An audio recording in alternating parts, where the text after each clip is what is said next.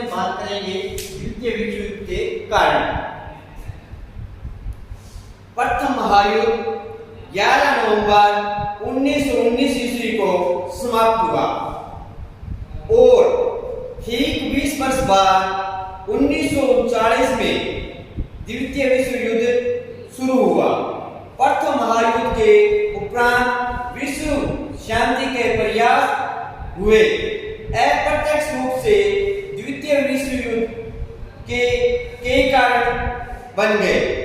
राष्ट्र संघ अंतरराष्ट्रीय शांति के प्रयास में असफल रहा और राष्ट्रों द्वारा उसके लक्ष्यों की अवमानना की गई। यूरोप के सभी छोटे बड़े साम्राज्यवादी राष्ट्र जैसे इंग्लैंड, इटली, जर्मनी, रूस, पोलैंड इत्यादि अंतरराष्ट्रीय न्याय तथा संधि की शर्तों के विपरीत सशस्त्रीकरण की विनाशकारी होड़ में लग गए। इन परिस्थितियों के स्वाभाविक परिणाम यह महाविनाशकारी युद्ध था जिसमें मानवता को विनाश के गर्त में धकेल दिया।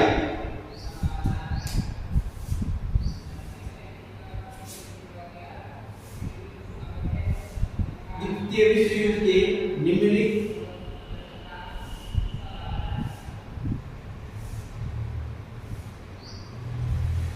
कारण है। फर्स्ट कारण वर्साई संधि की कठोर व अपमानजनक शर्तें। वर्साई संधि की अपमानजनक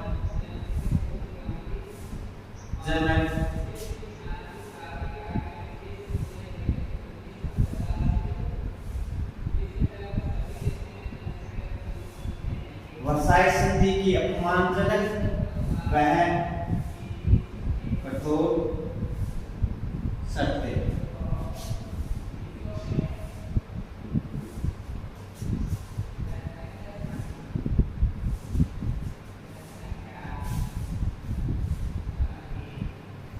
अधिनायकवाद का उदय।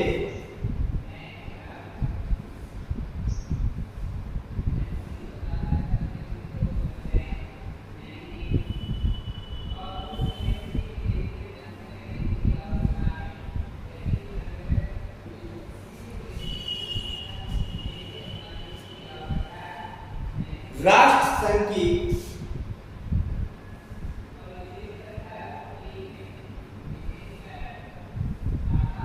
निर्बलता।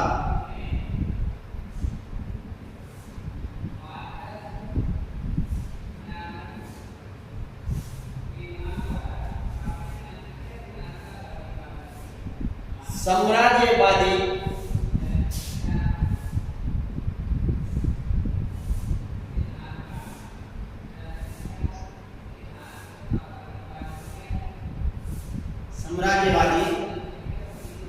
भावना का होना।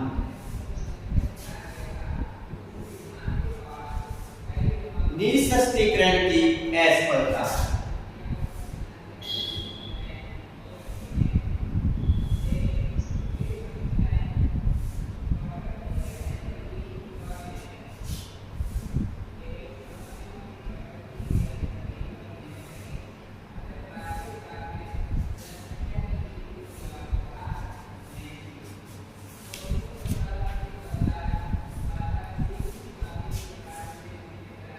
उग्र राष्ट्रवाद।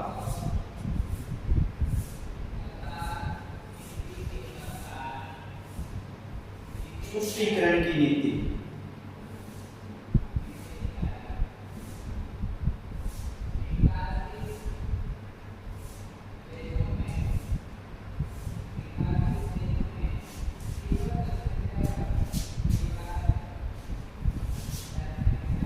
अल्पसंख्यक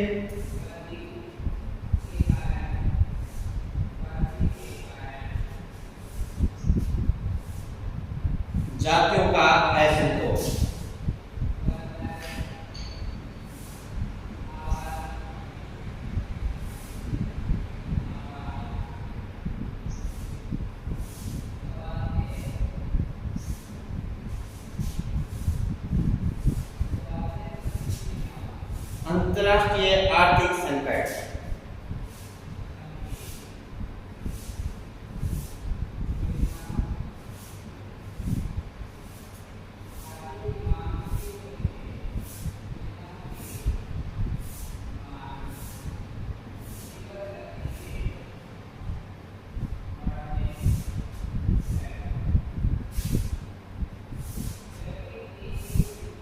विश्व का दो गुटों में विभाजन।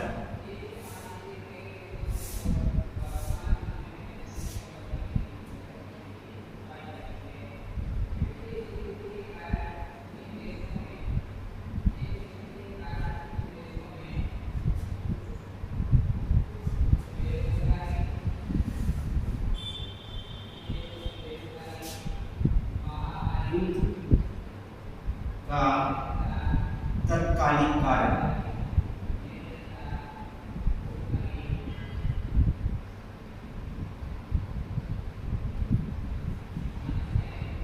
द्वितीय विश्व युद्ध के जो कारण हैं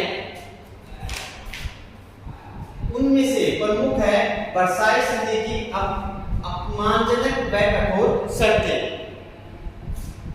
ऐतिहासिक तथ्यों के आधार पर यह कहा जा सकता है कि द्वितीय विश्व युद्ध के कारण के बीच पेरिस में हुई संधियों में से प्रथम युद्ध ने जर्मनी की पराजय हुई, उसे वर्साई की अपमानजनक संधि पर सहमति देनी पड़ी। संधि को लेकर जर्मनी के प्रतिनिधियों व जनता में भारी असंतोष था। इस संधि ने जर्मनी को राजनीतिक, आर्थिक, सैनिक रूप से पंगु बना दिया। उसे उपनिवेशों से वंचित किया गया। उसके व्यापार वाणिज्य को काफी हानि पहुंचाई गई। इससे यूरोप में अपने प्रदेशों को उसे हाथ धोना पड़ा। उसके सारे उपनिवेश नष्ट हो गए। कृषि योग्य भूमि 12%, पशु 10%, कारखाने छीन लिए गए। उसके व्यापारिक जहाज 57 लाख टन से घटाकर केवल 5 लाख टन सीमित कर दिए गए। ब्रिटेन की नौ सैनिक शक्ति के प्रतिस्पर्धा करने वाली उसकी नौ सैनिक शक्ति को बिल्कुल नष्ट कर दिया गया। स्थल सेना को भी संख्या निश्चित कर दी गई। वह निश्चित संख्या 1 लाख निश्चित कर दी गई।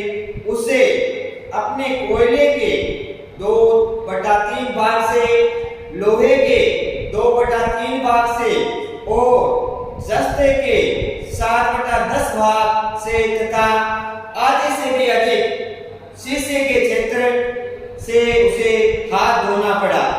उपनिवेशों के इस प्रकार छीन लिए जाने से उसे रबड़ और तेल की कमी का सामना करना पड़ा। वर्साई की प्रादेशिक व्यवस्था में उसके उद्योग धंधों और व्यापार को एकदम चौपट कर दिया। इसी प्रकार क्षतिपूर्ति के नाम पर उसे खाली चेक पर सहमति देने के लिए बाध्य होना पड़ा। अब अपने बात करेंगे अधिन्यायवाद का उदय। इस समय कई देशों में अधिन्यायवादी शक्तियों का उदय हुआ, जिनके कार्यों और उग्र नीति ने द्वितीय विश्व युद्ध को अनिवार्य बना दिया। जर्मनी में वाइमर गणराज्य कमजोर साबित हुआ। वर्साई की संधि पर सहमति से उनकी जो स्थानीय जनता थी उनमें असंतोष की भावना पनपने लगी। जनता के असंतोष व राष्ट्रीय भावना का लाभ उठाकर हिटलर ने काफी उन्नति की। उसने आक्रामक विदेश नीति का अनुसरण किया। इटली में मुसोलिनी ने लोकतांत्रिक व्यवस्था का अंत कर अधिनायकवादी सत्ता स्थापित कर दी। जापान में भी तानाशाही एवं साम्राज्यवादी भावना उत्पन्न हो चुकी थी। जापान, इटली, जर्मनी तीनों ने मिलकर 6 नवंबर 1937 ईस्वी को रोम, बर्लिन, टोक्यो दूरी का निर्माण किया। इस प्रकार अधिनायकवाद के उदय में विश्व युद्ध को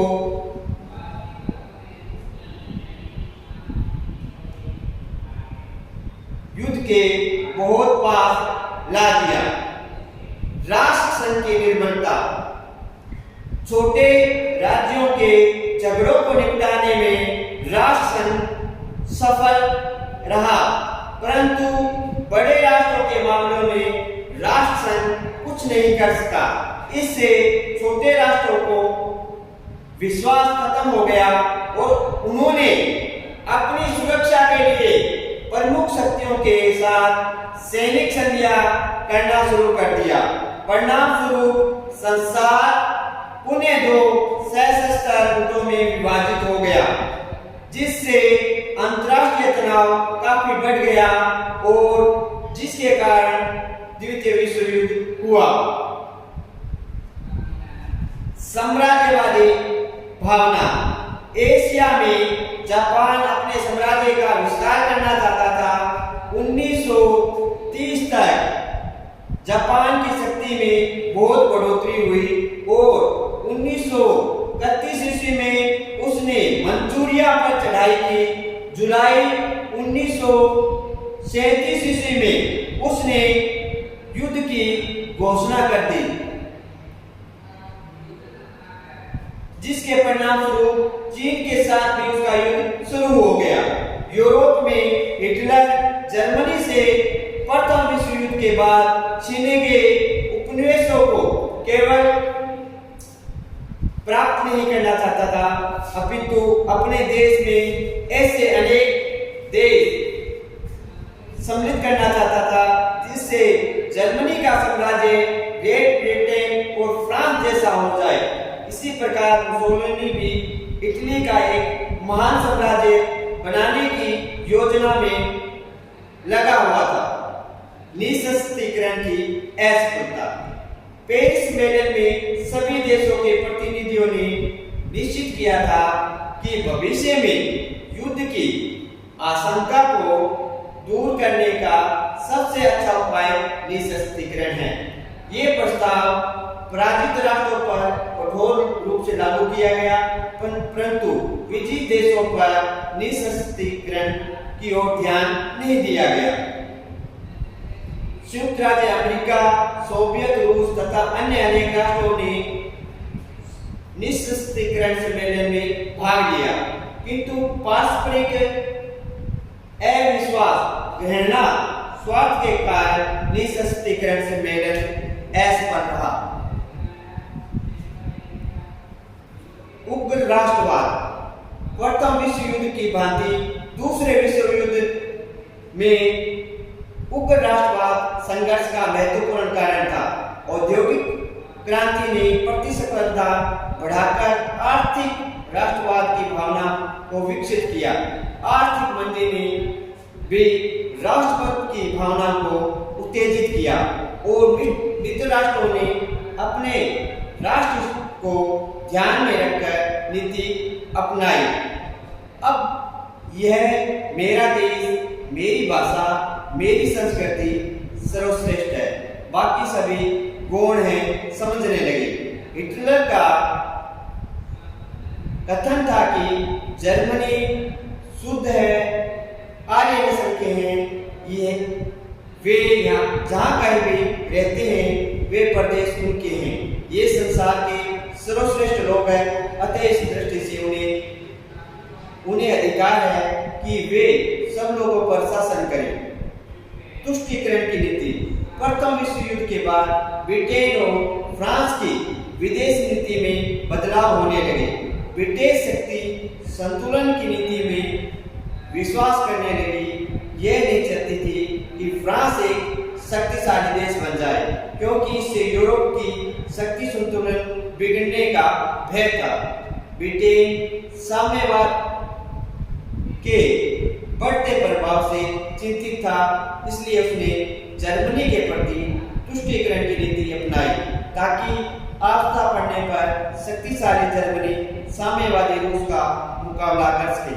अतः ब्रिटेन ने जर्मनी के साथ हमेशा तुष्टीकरण की नीति का अनुसरण किया। अल्पसंख्यक जातियों का असंतोष, वर्साई की संधि और उसके साथ ही बाद में होने वाली अन्य संधियों के द्वारा विभिन्न अल्पसंख्यक जातियां अस्तित्व में आई। पेरिस शांति संधियों के बाद कई अल्पसंख्यक जातियां विदेशी शासन के अंतर्गत रह गई, जिसके कारण उनमें असंतोष और भय की भावना उत्पन्न हो गई। हिटलर ने इस असंतोष का लाभ उठाया और उसने पश्चिमी शक्तियों से सौदेबाजी की और अल्पसंख्यकों पर उस शासन के बहाने से ऑस्ट्रिया प्रदेश पर कब्जा कर लिया और पोलैंड पर भी आक्रमण कर दिया, जिससे द्वितीय विश्व युद्ध की शुरुआत हो गई। अंतर्राष्ट्रीय आर्थिक संकट। सन 1929 ईस्वी में विश्व में एक महान आर्थिक संकट आया, जिसका प्रत्येक देश की आर्थिक व्यवस्था को झकझोर दिया। इस आर्थिक संकट के परिणाम स्वरूप राष्ट्रों में निःशस्त्रीकरण की भावना समाप्त हो गई और वे शस्त्रों की ओर में लग गए। जर्मनी में घोर आर्थिक संकट आ गया, जिसके कारण लगभग 7 लाख व्यक्ति बेकार हो गए। इस आर्थिक संकट ने जर्मनी में नाजीवाद के उत्कर्ष में सहायता प्रदान की। विश्व का 2 गुटों में विभाजन। जिस प्रकार प्रथम विश्व युद्ध ने से पहले समूचा विश्व 2 विरोधी सैनिक गुटों में विभाजित हो गया, उसी प्रकार द्वितीय विश्व युद्ध में से पूर्व संपूर्ण विश्व परस्पर शत्रु सैनिक गुटों में बंट गए। एक तरफ जर्मनी, इटली, जापान जैसे कभी संतुष्ट न होने वाले राष्ट्रों की रोम बर्लिन टोक्यो धुरी थी, तो दूसरी तरफ ब्रिटेन, फ्रांस, सोवियत संघ, अमेरिका जैसे मित्र राष्ट्रों से ने मिलकर एक सुदृढ़ संगठन स्थापित कर लिया। जब हिटलर के नेतृत्व में जर्मन सेना ने पोलैंड पर आक्रमण किया, तो ब्रिटेन और फ्रांस पोलैंड को समर्थन दिया और द्वितीय महायुद्ध भड़क उठा। युद्ध के तत्कालीन कारण। उपयुक्त कारणों से अंतर्राष्ट्रीय रणपथ पर एक बार युद्ध के कगार पर लाकर खड़ा कर दिया। अब एक चिंगारी लगाने की देर थी। ये कार्य हिटलर ने पोलैंड पर आक्रमण करके संपन्न किया। 1 सितंबर 1939 ईस्वी को हिटलर ने पोलैंड पर आक्रमण कर दिया। 3 सितंबर को ब्रिटेन व फ्रांस द्वारा चेतावनी देने पर युद्ध बंद नहीं किया गया, तो ब्रिटेन व फ्रांस ने भी जर्मनी के विरुद्ध युद्ध की घोषणा कर दी।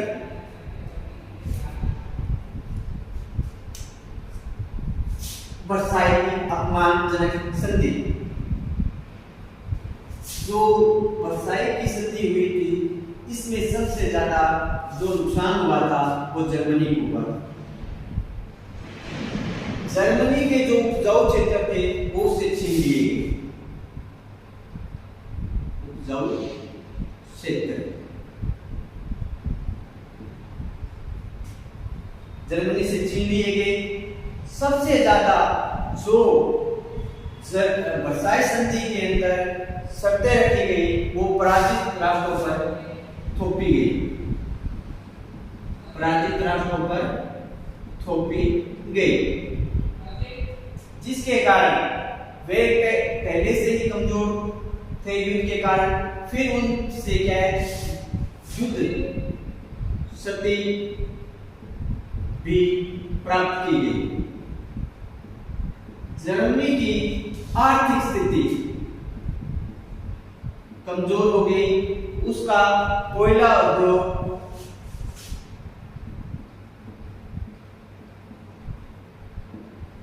उद्योग की स्थिति भी दयनीय हो गई। इसके अलावा जर्मनी के साथ जो वर्साई की संधि की गई थी वो वर्साई अपमानजनक थी और इसकी शर्तें थी वो अत्यंत कठोर थी, जिसके कारण यहाँ के लोग असंतुष्ट हो उठे। परिणाम स्वरूप वर्साई की संधि को बुलाकर इन्होंने एकजुट होने का फैसला किया और जर्मनी, इटली और जापान तीनों ने मिलकर एक भूमि राष्ट्र का निर्माण किया और उन्होंने वर्साई संधि मानने से इनकार कर दिया। वर्साई संधि में जर्मनी की जो नौसेना थी वो काफी बलशाली थी, परंतु उसको बिल्कुल नष्ट कर दिया गया और जो सैनिक संख्या है वो 1 लाख निश्चित की गई।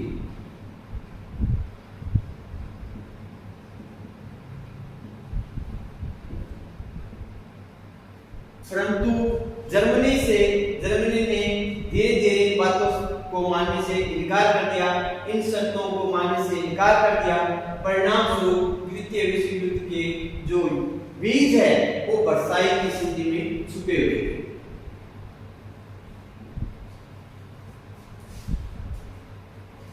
अधिनायकवाद का उदय। इस समय कई देशों में अधिनायकवादी शक्तियों का उदय हुआ, जिनके कार्यों उग्र नीति ने द्वितीय विश्व युद्ध को अनिवार्य बना दिया। वर्साई की संधि पर सहमति देने के कारण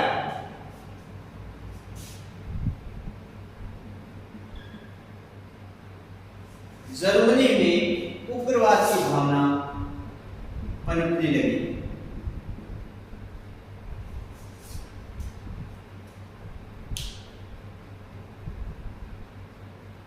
जनता के असंतोष व राष्ट्रीय भावना का लाभ उठाकर हिटलर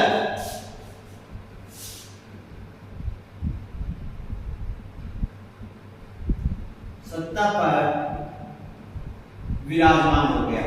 समस्त बागडोर हिटलर ने अपने हाथों में ले ली और उसने जनता से वादा किया कि जो वर्साई की संधि है उसको हम नहीं मानेंगे, और इसका तीव्र गति से इन्होंने विरोध किया।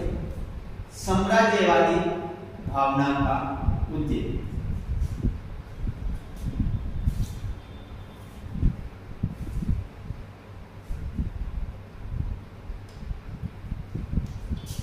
राष्ट्रसंघ की निर्बलता। राष्ट्रसंघ की निर्बलता, राष्ट्रसंघ छोटे छोटे राष्ट्रों की समस्या को हल करने में सफल रहा, परंतु जो बड़े राष्ट्र थे, बड़े बड़े राष्ट्रों की समस्या हल करने में असफल रहा। परिणाम स्वरूप धीरे धीरे जो बड़े राष्ट्र थे वो काफी बलशाली हो गए। परिणाम स्वरूप छोटे छोटे राष्ट्रों ने इस राष्ट्रसंघ का विरोध करना शुरू कर दिया। साम्राज्यवादी भावना। एशिया में जापान अपने साम्राज्य का विस्तार करना चाहता था।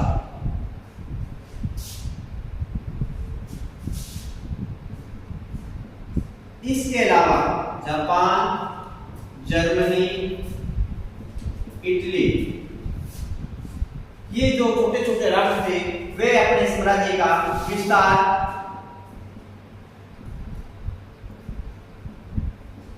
वादी भावनाओं को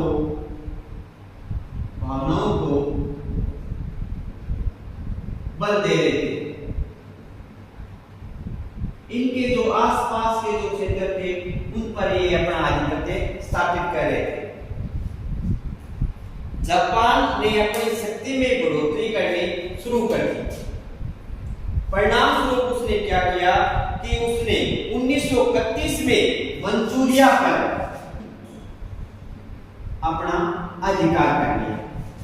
धीरे धीरे मंचूरिया पर अधिकार करने के बाद इसकी इच्छा तीव्र हो गई और उसने अपने साम्राज्य विस्तार की नीति को और बढ़ाना शुरू कर दिया। यूरोप में हिटलर जर्मनी से प्रथम युद्ध के बाद छीने गए उपनिवेशों को केवल वापस लेना चाहता था, अपितु अपने देश में अनेक देश सम्मिलित करना चाहता था। जो वर्साई की संधि में जर्मनी से जो प्रदेश छीने गए थे, हिटलर उनको वापस प्राप्त करना चाहते थे। छीने हुए प्रदेश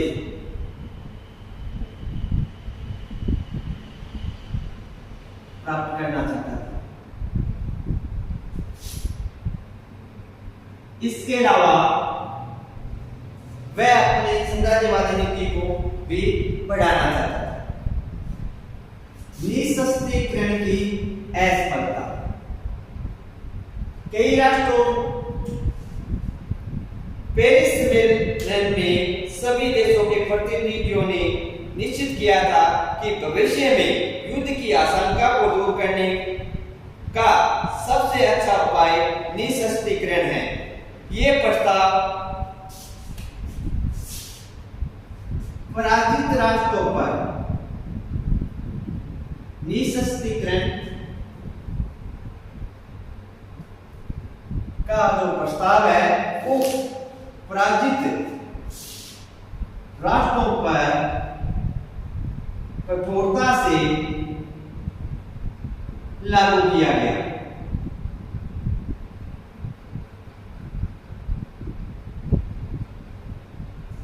और जो विजित राष्ट्र थे उन्होंने इसका निशस्त्रीकरण का अनुसरण नहीं किया। परिणाम स्वरूप जो पराजित राष्ट्र थे उनके मन में भावना आ गई और उन्होंने इस चीज का विरोध करना शुरू कर दिया। परिणाम स्वरूप जापान, जर्मनी और इटली ने अपनी जो शस्त्रीकरण की नीति है उसको बल दिया और अपनी सेना को भी प्रभावशाली बनाना शुरू कर दिया। अब अपनी बात करेंगे उग्र राष्ट्रवाद। प्रथम विश्व युद्ध के भांति दूसरे विश्व युद्ध में उग्र राष्ट्रवाद संघर्ष का महत्वपूर्ण कारण था। औद्योगिक क्रांति ने प्रतिस्पर्धा बढ़ाकर आर्थिक राष्ट्रवाद की भावना विकसित की। आर्थिक मंदी ने भी राष्ट्रवाद की भावना को उत्तेजित किया।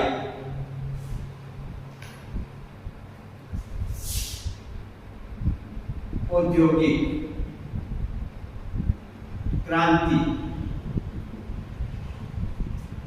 औद्योगिक क्रांति व आर्थिक मंदी ने उग्र राष्ट्रवाद को काफी प्रभावित किया। इसके परिणाम स्वरूप अब लोगों में ये भावना आने लगी, यह मेरा देश है, मेरी भाषा है, मेरी संस्कृति है, मैं सर्वश्रेष्ठ हूं। हिटलर ने अपने आप को सर्वश्रेष्ठ बताया, अपनी जनता को सर्वश्रेष्ठ बताया। उसने बोला कि हमारा उद्देश्य